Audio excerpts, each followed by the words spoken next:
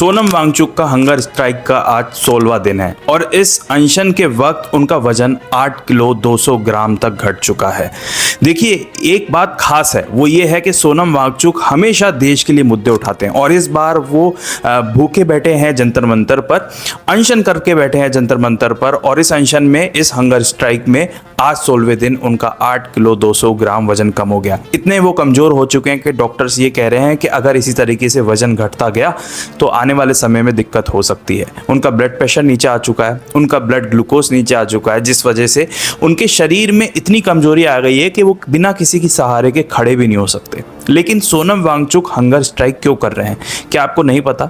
मैं बताता हूं आपको। सोनम वांगचुक असल में एक साइंटिस्ट हैं, एक क्लाइमेट एक्टिविस्ट हैं। और अगर आपको याद हो, 3 इडियट्स मूवी जो आई थी आमिर खान की, जिसमें उन्होंने फुंगसुक वांगडू का किरदार निभाया था, वो कहीं ना कहीं प्रभावित था, इंस्पायर्ड था सोनम वांगचुक से। क्योंकि सोनम वांगचुक अपने देश के एक बहुत ही खास क्लाइमेट एक्टिविस्ट हैं, साथ ही में एक बहुत पढ़े लिखे इंसान है। आप एक उन्हें साइंटिस्ट भी कह सकते हैं। 16 दिन से वो अनशन पर बैठे हैं जंतर मंतर दिल्ली में। और इसकी वजह यह है कि जो भी बच्चे आज पेपर लीक से परेशान हो रहे हैं, जिनकी वजह से पेपर लीक हो रहे हैं, रिजल्ट डिले हो रहे हैं, तो जो हमारे एजुकेशन मिनिस्टर हैं धर्मेंद्र प्रधान जी, उनका इस्तीफा, उनका रेजिग्नेशन मांग रहे हैं सोनम वांगचुक। और इसी वजह से वो अनशन पर बैठे हैं।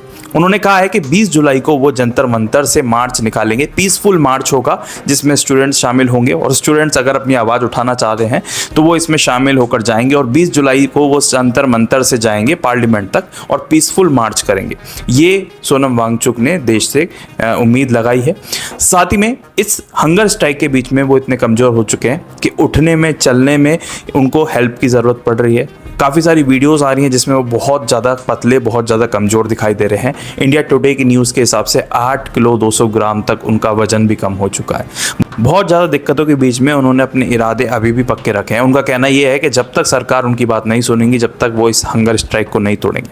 कई सारी वीडियोस ऐसी सामने आ रही है जिसमें जो पुलिस थी उनकी और जो कॉकरोच जनता पार्टी के लोग हैं उनसे आपस में बहस हो गई त्रिपाल लगाने को लेकर कि जहाँ पर सोनम वांगचुक जो है वो अनशन कर रहे हैं, वहाँ पर त्रिपाल लगाने के लिए कुछ आपस में बहस की वीडियोस भी ऑनलाइन सामने आ रही हैं। एक सवाल पूरे देश से यही है, क्या सरकार उनको रिप्लाई देगी, उनको पॉजिटिव रिप्लाई देगी जिस तरह से वो हंगर स्ट्राइक कर रहे हैं? क्योंकि इससे पहले एक जीडी अग्रवाल करके साइंटिस्ट थे, साइंटिस्ट ही नहीं, आईआईटी के एक प्रोफेसर थे जिन्होंने अनशन किया था और 2018 में उन्होंने वो अनशन किया था। वो था गंगा रिवर को क्लीन करने के लिए सरकार ऐसे लॉज बनाए जिससे जो हमारी पॉल्यूटेड रिवर है वो एकदम क्लीन हो जाए। और माँ गंगा को हम माँ कहते हैं, तो सच में एक तरह से लोगों के सामने सच्चाई आए कि माँ गंगा को गंदा नहीं करना है, ऐसे स्ट्रिक्ट लॉज बनाए गवर्नमेंट। इसके लिए उन्होंने अनशन किया था। जीडी अग्रवाल जी का अनशन काफ़ी लंबे समय चला था। 2018 में अनशन के बीच में ही उनकी डेथ हो गई थी, जिसके बाद एक सवाल काफ़ी ज़्यादा वायरल हो रहा है, वो ये है, क्या सरकार पॉजिटिव रिप्लाई देगी? और इसी बीच सरकार की तरफ से भी कुछ ना कुछ बातें या मीटिंग का सिलसिला चल ही रहा होगा।